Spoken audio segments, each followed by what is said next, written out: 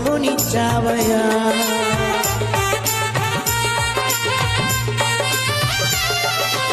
ఇల్లునిచ్చావయ్యా వాహనమునిచ్చావయ్యా భాగ్యమిచ్చావయ్యా నాకు సుఖమునిచ్చావయ్యా